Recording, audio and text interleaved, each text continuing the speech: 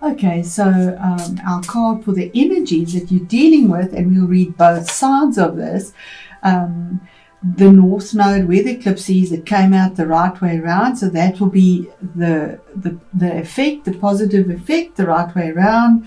And then we'll read the reverse side of it for the opposite end, even though the eclipse is not there, the opposite end of the eclipse. So bear is quite a powerful animal. It is very security conscious, it's protective. And yeah, we see him sort of coming out of hibernation. It could be to do with us being in hibernation and stuck in our caves, but wanting to get out. I think we all do quite desperately at the moment, to see what's happening around. So I'm going to pause this as I normally do, just to save time, and then get it in the book to read and see where the energies are that you're dealing with. The Taurus, there we go. So the eclipse is in Gemini with the North Node, your second house, and it is a lunar eclipse. And that the key words for you is primal power, sovereignty, intuition married with instinct. And it says here, the bear connects you with the very deepest of your ancestral roots. Yeah, at this level, you are in touch with the primal mother, the bear goddess Artia, who will defend you fiercely from all danger. You are connected also with the bear god Artios. I hope I haven't slaughtered that. The mighty warrior Arthur, the guiding pole star of the great bear. Your intuition will never fail you. If you will listen to it in the still darkness of the night, working with the bear gives you the opportunity to become a spiritual warrior like Arthur. You can find the way to come into your power by marrying your strength with your intuition. Integrating your primal power with your intuition means uniting your star power with your animal power, and both are symbolized by Art, the bear. So that's the eclipse energies coming in for you. Then the other energies that you will be dealing with, the other end of the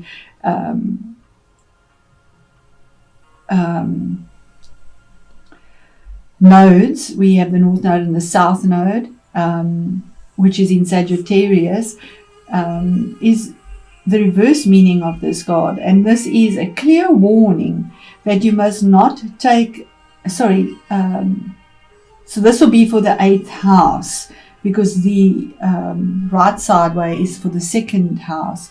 The 8th house this is a clear warning that you must take care not to be overwhelmed by the ferocious mother, by the berserk warrior, by forces of anger and primal ferocity that, untempered with the human qualities of compassion and reason, can damage not only your own life, but those of others around you.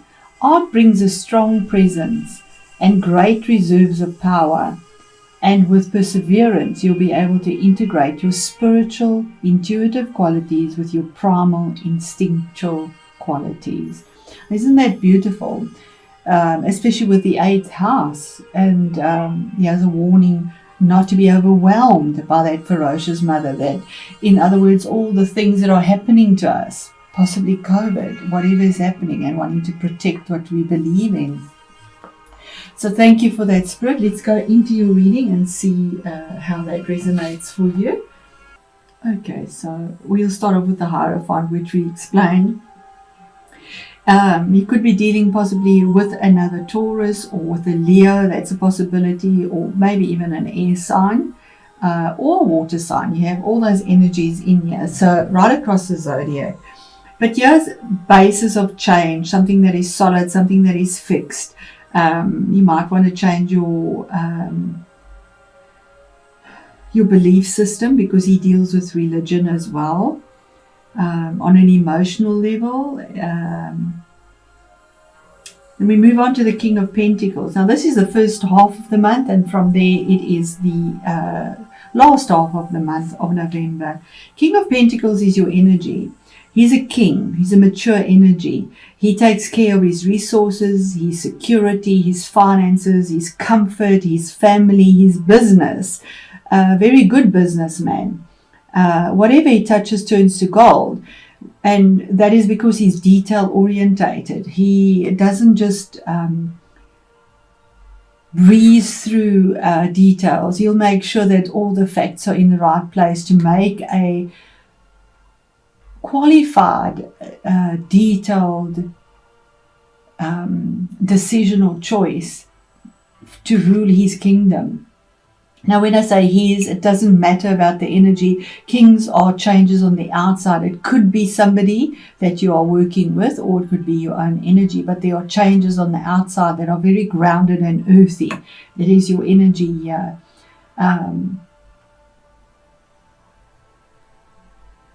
It could be about investment as well. That could be a possibility as well, because Pentacles is about finances. He's looking towards the future. He's got his scepter in his hand. He's made his decision and choice, and sitting there quite comfortably crossing his legs. He's done it. He's made his choice. He knows where he's going.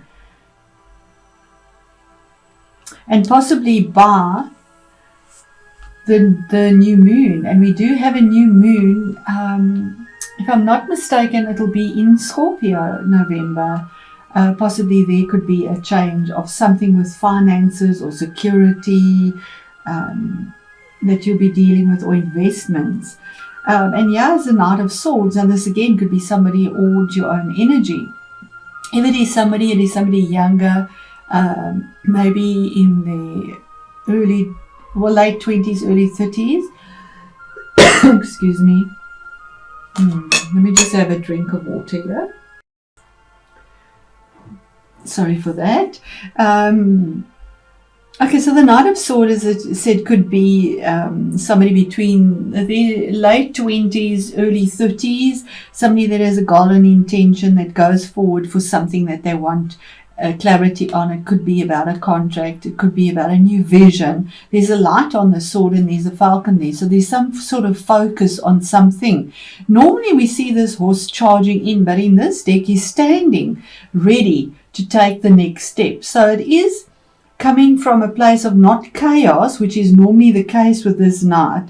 In this deck, he is standing ready to take the next step, but with clarity. He's not sort of going in with his sword in a chaotic manner, and you see the trees and everything all jagged. Yeah, it's actually quite peaceful and well thought out, and he's looking directly at that if we look at this deck here. So this could be your own clarity of mind for some goal, something that you have set up, and you have the clarity now, possibly a contract. It could be a new job, a new work, a new position, or new investment, or something that you're investing in, or a belief system. It could even be a relationship, because he's a priest.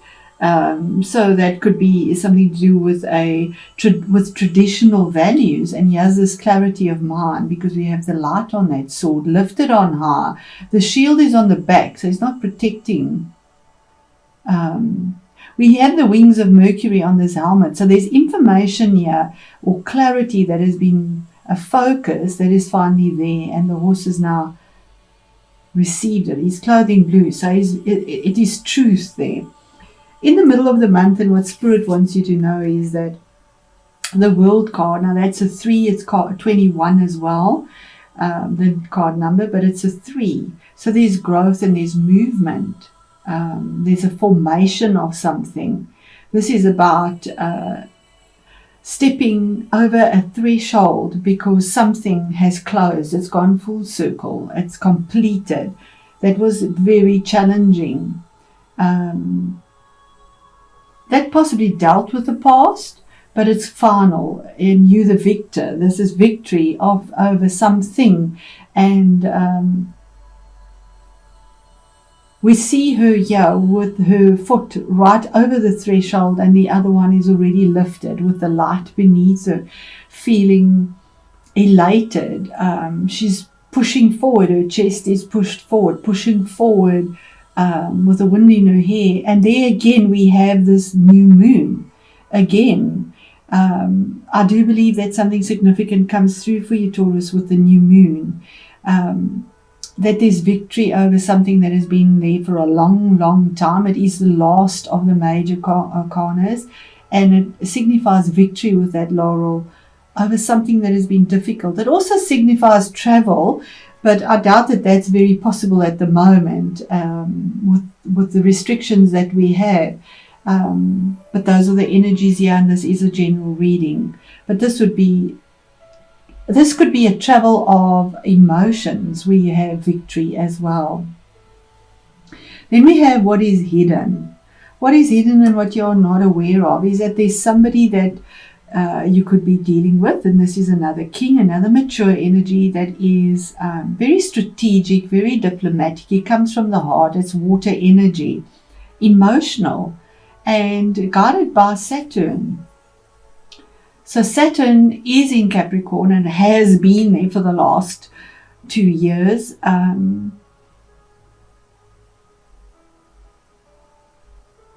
And I just want to see where that falls for you. Hold on. Yes, Taurus, it is what absolutely got a field for you. And that Saturn, where Saturn is placed for you the last 2 years, is in the 9th house of higher learning, higher education, your belief systems, and also what you've endured and what you have set in stone basically now. So this could also be about some form of change on how you navigate through your emotions. It is a lunar eclipse, or being more mature in how you handle your own emotions and fears. But it could be a person that you deal with as well. It would be mature energy, and as I say, being very strategic and diplomatic in the choices that are made to make changes on the outside. You have 2 kings here. For the better. And he's looking up towards this epiphany he's had and this victory. And this one is looking down towards what is coming, and she's looking as well. And the next card is the Tower. Now that's the challenge or the difficulty. So the challenge or the difficulty is something, the universe brings something down because it just is not serving you. It is a round tower on a square base, and they just don't fit. This always makes me think of Uranus, although it's Mars. And we have Mars in Aries, which is very strong, and Uranus is in your sign and has been there and will be there for quite some time still. So this is change that needed to come through, something that the rug had to be pulled out.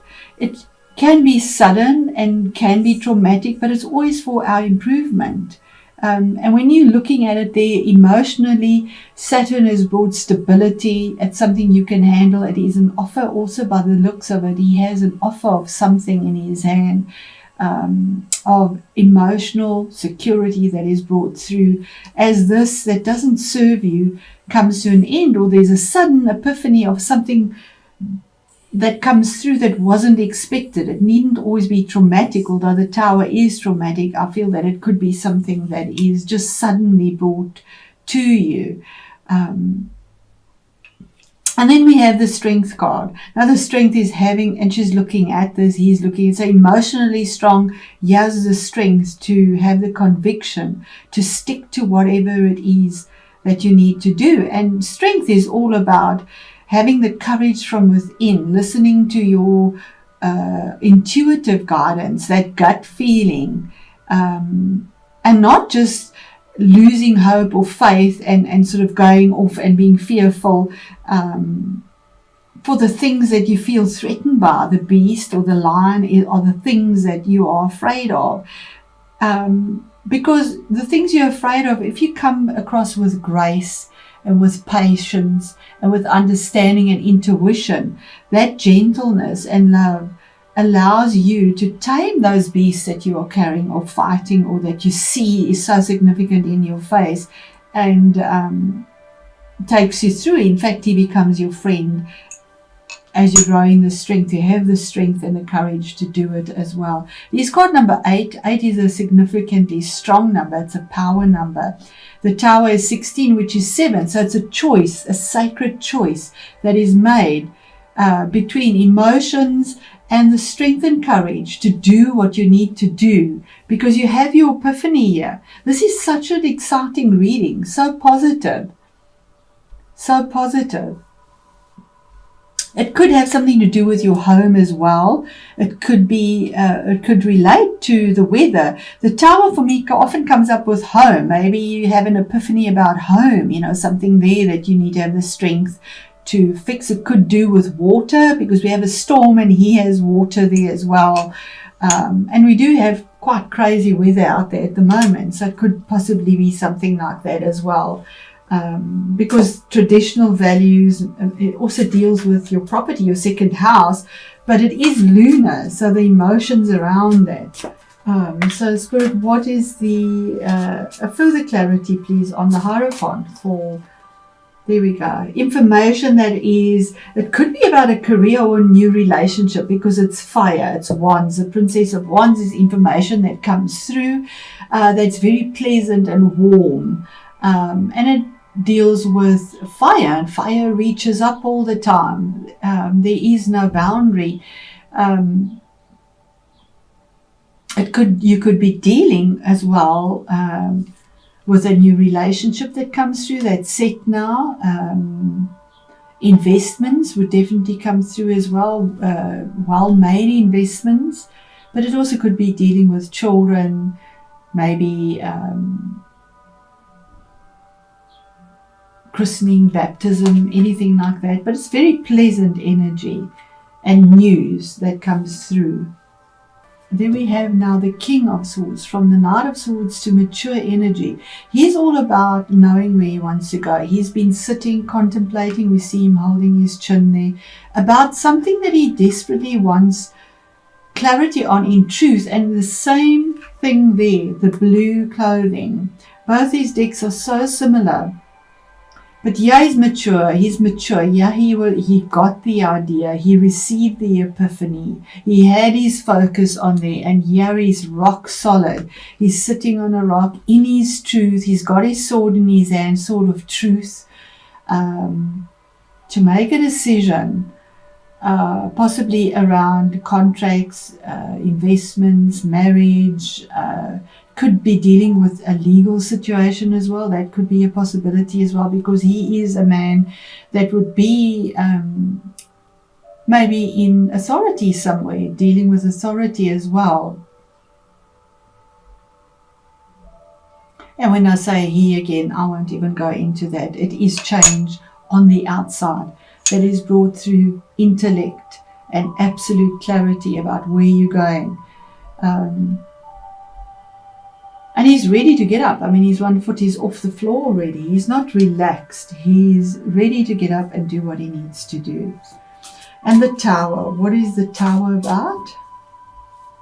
So this could be somebody in your life, or it could be your own energies, that you have this mature decision, clarity, whether you're male or female, that you make the choice, and the choice affects your outside world and the way you live or the way you work. This could be definitely about marriage. Four of Wands is or your home, the Tower. The Four of Wands deals with houses, about moving, renovating, marriage, something that's committed. We have the four pillars now. You have something that is grounded, but it's committed. There's a commitment here. And it deals with families, home, the magic in the center. Yeah, we have the square with the round in the center that comes apart, and here we have the four corners with the round in the center, bringing magic that comes through. And your strength card, Spirit. What is the strength card? I know this is long, Taurus, but it is an eclipse reading, so it will always be a little bit longer. Strength is something that comes to an abrupt end, that you might feel a little bit betrayed about, or it was unexpected, or it was very difficult, or there was extreme conflict in this. It could have been a legal thing. It could also be health, maybe surgery. But this is almost the feeling of you were left out to die. You know, I mean, like the last sword was cast and you felt quite isolated and left, alone to fend for yourself. But the 10 is always about the culmination, the ending of something. The last sword is cast, as I say. There is no more that can be done. It is done, it is dusted, it is finished. And it had to come to an end so that something new can come through as well. So 2 difficult energies, but you have the strength and courage to get through this because you are mature in your emotions. You have clarity of mind, and there is a victory here promised to you. So what a beautiful reading, Taurus.